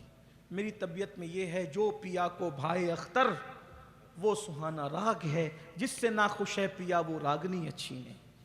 اگر ہماری بات کسی کو پسند نہ آئے تو کوئی بات نہیں، لیکن اگر بات سچی ہے، تعویذ جادو اور سحر میں کام آتے ہیں، تعویذ تقدیر بدلنے میں کام نہیں آتے، تعویذ اللہ کی ناراضگی کو دور کرنے میں کام نہیں آتے۔ اور آپ بھی سوچتے ہو اس نے جادو کر کے مجھے برباد کر دیا، اس نے جادو کر کے، میں نے کہا اگر یہ جادو اتنا ہی جادو ہوتا ہے، لیکن اگر جادو اتنا ہی طاقتور ہے تو پھر یہ جو گنڈا گردی کر رہے ہیں یہ کیوں بدنام ہو رہے ہیں؟ بھائی 4-6 یہودیوں کو بٹھا دے جادو کرنے کے لیے، ہلاک ہو جائے پوری دنیا، برباد ہو جائے پوری دنیا، جنگ کیوں کر رہے ہیں؟ اتنے کروڑوں کی اربوں خربوں کی میزائلیں کیوں داغ رہے ہیں؟ اور یہودی تو سب سے آگے جادو کرنے میں، یہودی سب جادو میں جتنا آگے شروع دن سے یہودی کوئی نہیں۔ اس سے بڑی بدترین قوم جادو کے معاملے میں کون ہوگی جس نے رحمت للعالمین پہ جادو کرنے کی کوشش کی؟ اب بتائیے، یعنی یہ اتنی بدتر۔ تو بھئی جب جادو اتنا پاورفل ہے تو لڑائی کیوں ہو رہی، کیوں بدنام ہو رہے، کیوں اس طرح گالیاں کھا رہے ہیں؟ جادو کریں، جادو وہیں اثر کرتا ہے جہاں کرنا چاہیے، جتنا کرتا ہے اتنا ہی کرتا ہے، اس سے زیادہ نہیں کرتا۔ بہت زیادہ اس پہ وہ مت کرو۔ اور ایک بات آپ جادو سے بچنے کا ایک طریقہ ہی بتا دوں، جو اپنے دماغ میں یہ سیٹ کر کے چلتا ہے نا کہ مجھے کچھ نہیں ہو سکتا، اس کو کچھ نہیں ہوتا. یہ بات یاد رکھنا. اور جو سوچے گا کہ یار یہ کانٹا چبھا تو کسی نے کچھ کر دیا، ٹھوکر لگی تو پھر آپ پہ کوئی کر دے گا. یہ بات یاد رکھنا. ہاں یہ ہنسنے کی بات نہیں، میں صحیح کہہ رہا ہوں. اور ویسے ہمارے یہاں جادو کا علاج اتنا آسان ہے، 3 مرتبہ سورہ فلق اور سورہ ناس یقین سے پڑھ کے دم کیجئے، جادو ختم ہے اسی وقت. باوضو رہو، جادو اثر نہیں کرے. جو باوضو ہے اللہ کے رسول فرماتے ہیں وہ اللہ کے قلعے میں محفوظ ہے. باوضو تو رہتے نہیں، 4 دن تک تو غسل نہیں کرتے، ناپاک رہتے، کھڑے ہو کے پیشاب کرتے، سب کیا گندگی ہے. جو اپنا بدن پاک نہیں رکھتے وہ ان کے دل کیسے پاک ہوں گے. اور صفائی آدھا ایمان ہے. صاف ستھرے رہو، اچھے سے رہو، باوضو رہو. آج کل تو گھر گھر پانی ہے. جہاں پانی خریدا جاتا تھا وہاں رسول اللہ نے باوضو رہنے کا حکم دیا. صحابہ باوضو رہتے. بہرحال ایک الگ سا عنوان ہے. عرض یہ کر رہا تھا کہ فرعون وہ حضرت موسیٰ علیہ السلام کے دور اس نے خواب دیکھا. خواب اس نے یہ دیکھا کہ میری حکومت کو کسی نے پیدا ہونے کے بعد ختم کر دیا. یہ بات یاد رکھنا، ظالم جتنا ڈرپوک ہوتا ہے نا اتنا کوئی ڈرپوک نہیں ہوتا. بہت ڈرتا ہے ظالم. ہاں یہ جتنے ڈرپوک ہیں نا یہ سب خون سے ہولی کھیلنے والے یہ سب ڈرپوک ہیں. اور عادل جتنا بے خوف ہوتا ہے اتنا کوئی بے خوف نہیں، کیونکہ اسے پتا ہوتا ہے جو ظلم نہیں کرتا اس پہ ظلم نہیں کیا جاتا. دنیا نے دیکھا سیدنا فاروق اعظم کو، فاروق اعظم کو تپتی ہوئی ریت پہ نیند آتی تھی. روم کے ایلچی نے کہا تھا نا کہ ہمارے بادشاہ لوگ تو سیکورٹی میں پنکھے جھلے جاتے نہیں سو پاتے، آپ ریت پہ سو رہے ہیں، آپ کو ڈر نہیں لگتا کوئی قتل کر دے گا؟ فرمایا جو ظلم نہیں کرتا اس پہ ظلم نہیں کیا جاتا، اللہ بچاتا ہے. یہ سب ڈرپوک لوگ ہیں جو خون سے ہولیاں کھیل رہے ہیں. یہ جانتے ہیں کہ یہ کبھی بھی ختم ہوں گے. وجہ کما تدین و تدان، جیسا کرو گے بس. دوسروں کی بستیوں کو کھنڈر بنانے والے دیکھ لیں میرے نبی کا فرمان، خود کی بستیاں بھی کھنڈرات میں تبدیل ہو رہی. آبادیوں کو قبرستان بنانے والے ان کی آبادیاں بھی قبرستانوں میں تبدیل ہو رہی ہیں. دوسری عورتوں کو بیوہ کرنے والے تمہاری عورتیں بھی بیوہ ہو رہی ہیں. دوسروں کے بچوں کو یتیم کرنے والوں تمہارے بچے بھی یتیم ہو رہے ہیں. دوسروں کو بے گھر کرنے والوں تم بھی بے گھر ہو رہے ہو. کیونکہ مولا مشکل کشا سیدنا علی کرم اللہ تعالی وجہ الکریم فرماتے ہیں اللہ کو ظلم پسند نہیں ہے. اللہ کافر کو تو مہلت دیتا ہے مگر اللہ ظالم کو کبھی مہلت نہیں دیتا. کافر کی حکومت دیر تک چل سکتی ہے، ظالم کی حکومت بہت دنوں تک نہیں چل سکتی. ظلم اللہ کبھی ظلم کو پسند نہیں کرتا. چونٹی پر ظلم ہو تو بھی اللہ پسند نہیں کرتا. چڑیا پہ ظلم ہو تو بھی اللہ پسند نہیں کرتا. آپ سے بھی کہتا ہوں مسلمانوں ظالم مت بنو. تم بھی ظالم ہو، کبھی بیوی پہ ظلم کرتے ہو، کبھی بچوں پہ ظلم کرتے ہو، کبھی ماں باپ پہ ظلم کرتے ہو، کبھی پڑوسیوں پہ ظلم کرتے ہو، حتیٰ کہ اتنے ظالم ہو کہ تم اپنے اماموں پہ بھی ظلم کرتے ہو. یہ قوم ظالم ہوگی. ظلم ظلم ظلم، اللہ کو ظلم پسند نہیں ہے. اللہ ہمیشہ ظالم کو ختم کرنے کے لیے کسی نہ کسی کو کھڑا کرتا ہے. تو فرعون نے بھی، اچھا اللہ کی شان، فرعون کو ڈائریکٹ عذاب نہیں آیا، پہلے اس کو خواب دکھایا، یعنی اس کو اطلاع دی کہ ہم تجھے برباد کریں گے. اور کس کے ذریعے سے؟ اپنے مقرب بندے کے ذریعے. برباد تو کریں گے تجھے. اچھا اللہ کی شان ہے. جملے کو غور کر سے سننا. اللہ کرے جہاں تک پہنچانا چاہتا ہوں وہاں تک پہنچ جاؤ. کبھی کبھی ظالم کو نپٹنے کے لیے محبوب کو کھڑا کرتا ہے، جیسے حضرت موسیٰ کو کھڑا کیا، جیسے نمرود کے مقابلے میں حضرت ابراہیم کو کھڑا کیا. اور کبھی کبھی ظالم کے مقابلے میں ظالم ہی کو کھڑا کرتا ہے، جیسے یزیدیوں کو نپٹنے کے لیے مختار کو کھڑا کیا، مختار ثقفی کو. کیوں؟ اگر زین العابدین بادشاہ امام حسین کے قتل کا بدلہ لیتے تو آج تک دنیا کہتی دیکھو نبی کے گھرانے والوں نے 72 کے بدلے میں 1,40,000 کا قتل کیا، 1,40,000 کا قتل کیا، 1,40,000 کا قتل کیا۔ قدرت نے کہا زین العابدین تم گھر بیٹھو، بدلہ لوں گا، تیری سیادت کی آبرو بھی قائم رکھوں گا اور ظالم سے بدلہ بھی لوں گا۔ کھڑا کیا نا مختار کو، کھڑا کیا نا حضرت زین العابدین کی معاف کرنے کی ادا ہے کہ نبی کے گھرانے کی ادائے معاف کرنے کی بھی سلامت رہی اور ظالم کو اس کے کفر کردار تک بھی پہنچا۔ یہ ہے خدا۔ تو کبھی محبوب کو کھڑا کرتا ہے اور کبھی ظالم کے مقابلے میں ظالم کو کھڑا کرتا ہے، لیکن کھڑا ضرور کرتا ہے۔ اس لیے حضرت موسیٰ علیہ السلام کی پیدائش کا دور قریب ہے۔ بات سمیٹنے لگا تھا لیکن تھوڑی سی بات بیچ میں آ گئی۔ فرعون کو پہلے خواب دکھایا، خواب دیکھا، اچھا اپنے آپ کو خدا کہتا تھا۔ کیا کہتا تھا؟ خدا کہتا، اپنے آپ کو خدا کہتا تھا، میں خدا ہوں۔ اوہو، اور اوقات یہ کہ خود کا خواب دیکھے تو تعبیر بھی پتہ نہیں ہے۔ یہ دیکھیے خدا اپنے آپ کو کہہ رہا ہے اور اپنے خواب کی تعبیر نہیں جانتا۔ پریشان ہوا تو اپنے معبرین کو بلایا، میں نے خواب دیکھا، بتاؤ کیا ہے؟ تو لوگوں نے ڈرتے ڈرتے کہا جان بخش دیں تو بتا دیں۔ کہا بتاؤ؟ کہا ایک بچہ پیدا ہوگا جو تمہاری حکومت ختم کرے گا، بس اتنی سی بات ہے، اب میری حکومت محفوظ ہے۔ کہا کیسے؟ بچہ پیدا ہی نہیں ہونے دوں گا، نہ پیدا ہوگا اور نہ میری حکومت ختم ہوگی۔ ظالم ظالم ہوتا ہے۔ کہا کیا طریقہ ہوگا؟ کہ آج کے بعد ہر مرد اپنی بیوی سے الگ رہے گا، کوئی بچہ پیدا ہی نہیں ہوگا۔ تو جو بچے پیدا ہو چکے کہ جتنے لڑکے سب قتل کرو، کیونکہ بچہ پیدا ہوگا، بچی نہیں نا، تو بچے قتل کر دو۔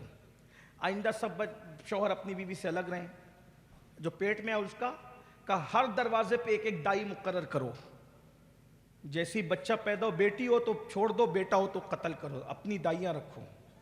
خدا کی شان۔ حضرت موسیٰ کلیم ماں کے شکم میں آ گئے۔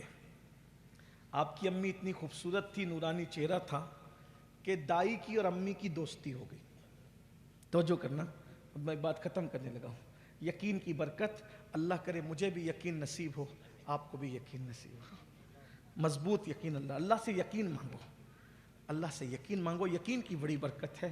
حضرت موسیٰ علیہ السلام کی امی سے دائی کی دوستی ہو گئی، حضرت موسیٰ علیہ السلام پیدا ہو گئے تو وہ بھی بڑے خوبصورت تھے۔ ہر نبی خوبصورت ہوتا ہے، ہر نبی خوبصورت ہوتا ہے، مگر سید العالمین کی خوبصورتی کا مزاج ہی کچھ اور تھا۔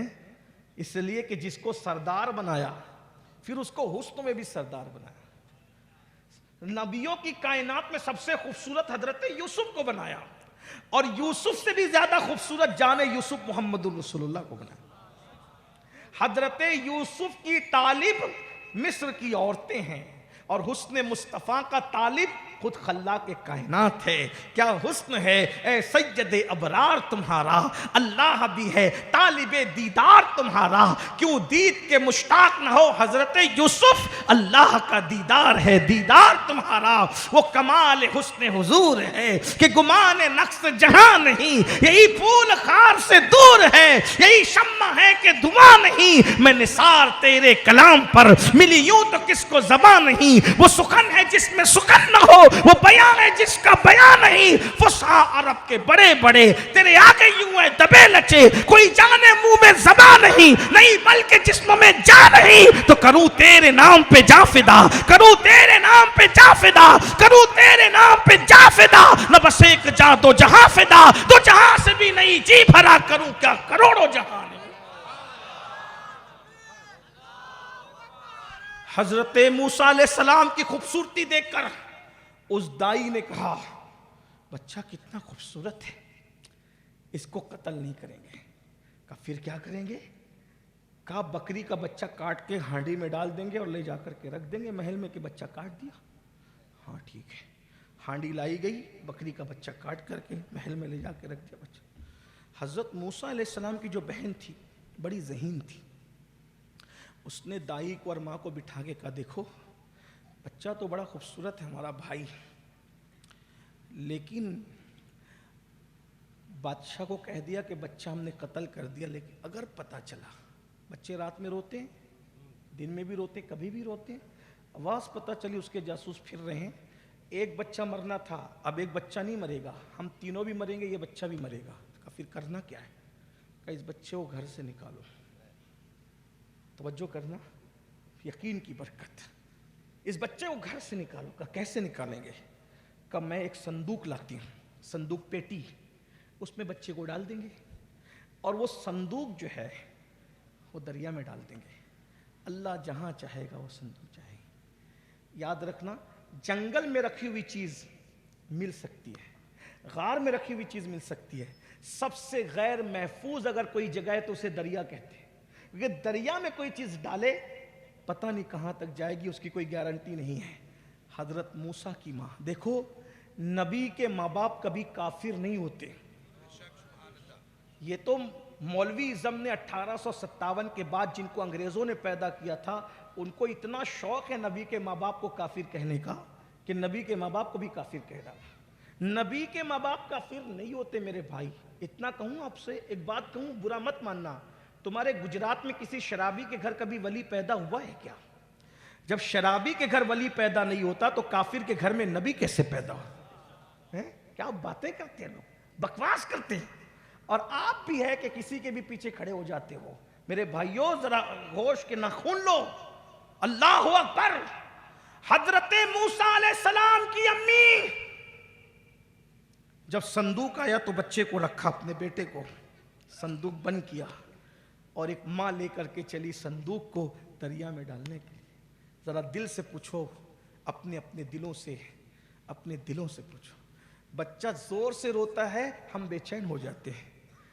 چند گھنٹوں کا ننھا معصوم حضرت موسیٰ کلیم علیہ السلام، ماں نے پیٹی میں رکھا، کیسے حالات، کیسا وقت، اور پیٹی میں رکھ کے دریا پہ چلی، اور دریا پہ جانے کے بعد بچے کو جیسی دریا میں ڈالتی ہے، سوچا میرا معصوم، میرا ننھا دریا میں ڈالوں گی تو پتہ نہیں کب ملے گا، یہ منموہنی صورت دیکھوں، یہ معصوم صورت دیکھوں، صورت دیکھتی ہے بند کرتی، صورت دیکھتی ہے بند کرتی، بالآخر جب ایک ماں اپنی ممتا کو پیٹی میں باندھ کر دریا میں ڈالتی ہے تو ماں چہرہ بلند کر کے آسمان کی طرف کرتی ہے، اور ماں کا توکل اور یقین کہتا ہے میرے اللہ، جو چیز تیری امان میں دے دی جاتی ہے وہ کبھی ضائع نہیں ہوتی، میں اپنا بچہ کسی کو نہیں سونپتی، میں اپنا بچہ صرف تجھے سونپتی ہوں، میں نے اپنا بچہ تجھے سونپا ہے، اور روتے ہوئے آنکھ میں آنسو لے کر دریا میں ڈال دیتی ہے۔ اللہ پہ بھروسے کی لاج اللہ کیسے رکھتا ہے؟ بس بھروسہ بھروسہ بھروسہ، یقین یقین یقین۔ آپ اور ہم کسی چیز کو بچاتے ہیں تو جس سے خطرہ ہوتا ہے اسی سے بچاتے ہیں، توجہ، جس سے خطرہ ہوتا ہے اسی سے بچاتے ہیں، لیکن یہاں شان بے نیازی، جس سے خطرہ اسی کے گھر صندوق جا رہی ہے، جس سے خطرہ اسی کے گھر صندوق جا رہی ہے، اور پھر سبحان اللہ، اللہ کی شان، آسیہ جیسی پاک دامن مومنہ کو فرعون کی بیوی بنایا جا رہا ہے، حالانکہ قرآن کہہ رہا ہے کہ پاکوں کے لیے پاک ہے، ناپاکوں کے لیے ناپاک ہے، لیکن آسیہ کو بھائی بیوی بنانا مقصد نہ تھا، بیوی کہلا رہی تھی، لیکن امانت کی پرورش کے لیے پہلے سے صاحب امانت کو بھیج دیا گیا۔ ذرا دیکھو تو صحیح، اس کی حکمتیں دیکھو، اس کا پلان دیکھو، اس کا منصوبہ دیکھو، اس کی شان دیکھو، سبحان اللہ، میرے اللہ کی شان کیا ہے، ان اللہ علی کل شیء قدیر۔ بعد میں کوئی مجھ پہ بھروسہ کر کے بچہ مجھے سونپے گا، انتظام کیسے کیے جا رہے ہیں، اللہ اللہ، آسیہ جیسی عظیم خاتون کو فرعون کی بیوی بنا کر اس کے محل میں رکھا، اور اللہ کی شان، فرعون کی بیوی بنا کے رکھا۔ حیا کے پردے میں کہہ دوں، اللہ کرے آپ سمجھ جائیں، ادھر آسیہ کا نکاح ہوا، ادھر فرعون سے مردانہ طاقت چھین لی تاکہ آسیہ کو ہاتھ ہی نہ لگا سکے۔ کیوں؟ سن لے ذرا، اس پہ بھی سن لے، کیوں؟ اس لیے کہ آسیہ کو جنت میں اپنے محبوب کی بیوی بنانا ہے. حضرت آسیہ کا نکاح جنت میں ہمارے آقا کے ساتھ ہوگا. سبحان اللہ. ذرا غور کریں, ذرا غور فرمائیں. بہرحال اس سے طاقت چھین. اس سے پتہ چلا یہ جو ظالم ہوتے ہیں نا بہت طاقتور نہیں ہوتے کسی بھی اعتبار سے. ہاں یہ بڑے بڑے یہ جو سب چیزیں ہیں آپ گہرائی سے حدیث اور قرآن کا مطالعہ کریں تو سب کھلے گا. کوئی اللہ رب العزت نے چھپایا نہیں. وَلَا رَطْبٍ وَلَا يَابِسٍ إِلَّا فِي كِتَابٍ مُبِينٍ. سب بیان کر دیا ہے. یہ کیا جانے کمزور جو اتنے کمزور ہو کہ انہیں سیکورٹی میں نیند نہیں آتی, یہ دنیا کے خون سے ہولی کھیل رہے ہیں. اور یہ اسی لیے ہولی. ایک بات بتاؤں, اصل میں کمزور اس وقت طاقتوری کا کارنامہ انجام دینے لگتا ہے جب انسان کا دل اللہ پر بھروسہ کرنا چھوڑ دیتا ہے. جب تم اللہ پہ بھروسہ کرنا چھوڑ دیتے ہو پھر کتے بھی تم پہ گالی باتے, چوٹی بھی تم پہ گالی باتی ہے, سانپ بھی تم پہ گالی باتا ہے. اللہ پہ بھروسہ کرو تو سب تمہارے قدموں کے نیچے ہو. بھروسہ کرنا سیکھو. بہرحال اللہ کی شان, ہم کسی کو بچانا چاہتے ہیں تو دشمن کی نگاہوں سے بچاتے ہیں. میرے اللہ کی شان یہ ہے کہ فرعون کے گھر میں دریا سے کٹ کے جو نہر جا رہی تھی صندوق کو اسی پہ ڈال دیا. فرعون اپنی بیوی حضرت آسیہ کے ساتھ بیٹھا. جیسی صندوق آیا, بولے یہ صندوق کدھر سے آ رہا ہے. اٹھایا, اٹھا کر کے کھولا تو خوبصورت بچہ ہے, رو نہیں رہا ہے, منہ میں انگوٹھا ہے اور انگوٹھے سے غذا آ رہی ہے. توکل کی برکت دیکھیں. اللہ پہ بھروسے. یہ میں کوئی کہانی قصہ نہیں کر رہا ہوں, قرآن کی تفاسیر کا اتنے مجموعہ پیش کر رہا ہوں. الفاظ دیگر ہیں, مفہوم یہی ہے جو میں آپ کے سامنے رکھ رہا ہوں. اللہ پر بھروسہ تو کوئی کرے نا. اللہ پہ اللہ ہے. اللہ پہ بھروسہ کرو. دیکھو حضرت موسیٰ علیہ السلام فرعون کی زبان سے فوراً یہ وہی بچہ ہے. کتنا شاطر تھا, پہچان کہ یہ وہی بچہ ہے جس سے میری حکومت کو خطرہ ہے. لیکن یہ اس کی شاطرانہ چال کو ختم کرنے کے لیے بیوی بنا کر حضرت آسیہ. کنیز کہتی تو نہ مانتا, دوسرا کوئی کہتا تھا تو اللہ نے بیوی بنا کر بھیجا. کہا کہ حضرت آسیہ ارے پھر یہ بہت دور سے بہ کے آ رہا ہے, یہ یہاں کا تھوڑی ہے صندوق, یہ دریا میں بہت دور سے بہ کے آ رہی ہے, تیرا وسوسہ ایسا نہیں ہے. اور پھر بیوی پھر حضرت آسیہ نے کیا انداز اختیار کیا. کہا فرعون اس کو اپنا بیٹا بنا لے, کیونکہ پورا مصر تانا دیتا ہے کہ خدا بنا ہوا ہے لیکن خود کی اولاد نہیں. خدا بنا ہوا ہے. اس بھائیو جس کی اولاد نہیں ہوتی وہ اولاد کا درد تھوڑی جانتا ہے. یہ جتنے ظالم اس کے بچے ذبح کر رہے ہیں نا, تو انہیں کیا پتا اولاد کا درد کیا ہوتا ہے. اولاد کا درد اولاد والا جانتا ہے. یہ بیویوں کو چھوڑ کر کے گھومنے والے, بھٹکنے والے اور امریکہ اور برطانیہ تک زنا کرنے جانے والے, یہ کیا جانے اولاد کا درد کیا ہے. اولاد کا درد اولاد والے جانتے ہیں. فرعون کو بیوی کہہ رہی ہے ارے بیٹا بنا لے, یہ تانا ختم ہو جائے گا. ہم بانج کہلاتے ہیں نا تانا. فرعون کو بات دماغ میں, بیوی کی کئی بات کس کے سر کے اوپر سے جاتی ہے, اس کے دماغی بات ہی کہا بات تو صحیح ہے, اتنا خوبصورت بچہ ہمیں مفت میں مل گیا, یوں ہی مل گیا. اب فرعون نے اٹھایا, حالانکہ بہت لمبی داستان ہے. پھر حضرت موسیٰ علیہ السلام نے اس کو ایک تماچا بھی مارا, پھر وہ بہت لمبی داستان ہے, صرف بس یقین کی برکت بیان کر کے بات ختم کر دوں. گود میں اٹھایا. اب چونکہ حضرت آسیہ ماں تو تھی نہیں, تو جو عورت ماں نہیں ہے وہ دودھ نہیں پلا سکتی. آپ جانتے ہیں, میں اس کی کوئی تشریح نہیں کرتا, بچے بھی سنتے ہیں, مائیں بہنیں سب بیٹھیے. بڑا ممبر بڑا تقدس ماب ہوتا ہے, بہت احتیاط سے بات کرنا چاہتا ہوں تاکہ تقدس بھی پامال نہ ہو, بات بھی پہنچ جائے. کنواری یعنی کہ جو عورت بانجھ ہو وہ بچے کو دودھ نہیں پلا سکتی. تو اب جب حضرت آسیہ نے گود تو دے دی, فرعون کی گود تو مل گئی, جو قتل کرنے کے لیے ہزاروں بچے قتل کر چکا تھا, اس نے اعلان کیا اپنے دربار میں بلاؤ سارے مصر کی عورتوں کو, اور میرا بچہ جس کا دودھ پیے گا ہم اس کو انعام عطا کریں گے.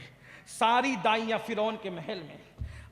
اور اللہ قرآن میں کہتا ہے جس کا مفہوم یہ ہے, ہم نے ساری کافر عورتوں کو حرام کر دیا موسیٰ پر. حضرت موسیٰ جس کی گود میں جاتے منہ پھیر لیتے, کسی کا دودھ نہیں پیا. کیوں؟ کیونکہ وہ عورتیں کافر تھی. توجہ توجہ توجہ. سبحان اللہ، یہ بھی شان ہے میرے نبی کی. اللہ، حضرت موسیٰ کافر عورتوں کا دودھ نہیں پی رہے ہیں. یہ حضرت موسیٰ کی شان ہے کہ جو عورت کافر تھی اس کا دودھ نہیں پیا. یہ شان موسیٰ ہے. اور یہ میرے نبی کی شان ہے، جس کا پی لیا اس کو کافر رہنے نہیں دیا. حضرت موسیٰ کافر کا دودھ نہیں پیتے، اور حضور جس کا پی لیتے ہیں اس حلیمہ کو ایمان کی دولت نصیب ہو جاتی ہے، اس صہیبہ کو ایمان کی دولت نصیب ہو جاتی ہے. جس کا دودھ پیا اس کو ایمان کی. یعنی موسیٰ نے کافر کا دودھ نہیں پیا، میرے نبی نے جس کا پیا اس کو کافر جب دودھ پیا تو کافر رہنے نہیں دیا. تو جس کے شکم میں 9 مہینے تک مصطفیٰ جان رحمت ہو، اس سرکار آمنہ کی شان کا عالم کیا ہوگا. بہرحال حضرت موسیٰ نے کسی کا دودھ نہیں پیا. فرعون پریشان ہوا، میرا بچہ کسی کا دودھ ہی نہیں پیتا. تو وہاں حضرت موسیٰ کی بہن پہلے سے موجود تھی. اس نے کہا فرعون، اپنے شہر میں ایک ایسی عورت رہتی ہے جو اتنی صاف ستھری ہے کہ پاک اور نفاست والے بچے، طبیعت کے بچے جس کسی کا دودھ نہیں پیتے تو اس کا پی لیتے. فرعون نے کہا اگر اس کا پیا تو تجھے بھی انعام دوں گا، اس کو بھی انعام لے آ. اچھا، ساری دائیاں آئی. موسیٰ علیہ السلام کی امی، یقین دیکھو، میں نہیں جاؤں گی، مجھے بلایا جائے گا. یقین دیکھو، کیونکہ میں نے کس کو سونپا ہے. اور اس کے بعد پھر بلایا گیا. جب آپ آئیں تو فرعون نے آپ کی گود میں بچہ دیتے ہوئے کہا اگر میرے بچے نے دودھ پی لیا میں تجھے منہ مانگا انعام دوں گا. جیسے ہی موسیٰ علیہ السلام اپنی ماں کی گود میں آئے، اللہ نے موسیٰ کی ماں پر الہام کیا، موسیٰ کی امی، تو نے میرے سپرد کیا تھا بچہ، لے ہم نے صحیح سلامت اسے واپس کر.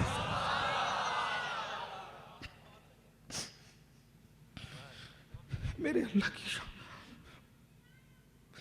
وہی کی، تو نے مجھے سونپا تھا، میں نے تجھے واپس کر. دیکھ ہم نے صحیح سلامت واپس کیا. حضرت موسیٰ کی ماں کی آنکھوں میں آنسو تھے. جب حضرت موسیٰ نے ماں کا دودھ پیا، فرعون مسکرایا اور کہا کہ ہم سے رقم لے جایا کرے اور اس بچے کو دودھ پلایا. اگر اپنے پاس رکھتی تو ہر وقت پکڑے جانے کا ڈر تھا. اللہ کو سپرد کیا کر دیا، جو قتل کرنے چلا تھا وہی پالنے پہ مجبور ہو گیا. یاد رکھیے، اللہ پہ بھروسہ کیجئے. مارنے والے پالنے پہ نہ مجبور ہو جائے تو پھر کہنا، بس بھروسہ کیجئے. اور یہ اللہ کی امان اور بھروسہ کب ملے گا؟ سجدوں سے، ذکر اللہ سے، استغفار سے، توبہ سے. گناہوں سے رشتہ توڑو، اللہ سے رشتہ جوڑو. اپنے اللہ کے قریب آ جاؤ. جتنا قریب آؤ گے اتنا یقین مضبوط ہوتا جائے گا. اللہ پاک سب سے پہلے مجھے آپ سب کو عمل کی توفیق عطا فرمائے. گفتگو کے درمیان کوئی غلطی ہو تو اللہ معاف کر دے. سبحانک لا علم لنا الا ما علمتنا انک انت العلیم الحکیم. میری گزارش ہے آپ حضرات سنی دعوت اسلامی کے قریب آئیں، سنی دعوت اسلامی سے جڑیں، اپنے علاقوں میں سنی دعوت اسلامی کی شاخیں قائم کریں، برانچز قائم کریں، تاکہ ہم اس پرفتن دور میں دین کا کام کر سکیں. سنی دعوت اسلامی کا مقصد صرف اور صرف اللہ رسول کے قریب کرنا ہے. بھٹکے ہوئے آہو کو سوئے حرم لے جانا مقصود ہے. میری گزارش ہے اپنی جوانی کو بھرپور انجوائے کرنا ہے تو آؤ دین سے جڑیں، دین کے قریب آئیں، دوسروں کو قریب کرنے والے بنیں. اللہ تعالیٰ ہم سب سے وہ کام لے جس سے اللہ رسول راضی ہو جائیں. بابا فرما رہے ہیں نوجوان خاص قریب آئیں، کام کریں. ماشاءاللہ ہمارے چچا باپو میں دیکھتا ہوں رات دن دوڑتے رہتے ہیں. ہم بھی دوڑیں. اللہ کرے ہمارا کوئی کام اللہ کو پسند آ جائے، ہماری بگڑی بن جائے. السلام علیکم ورحمۃ اللہ وبرکاتہ.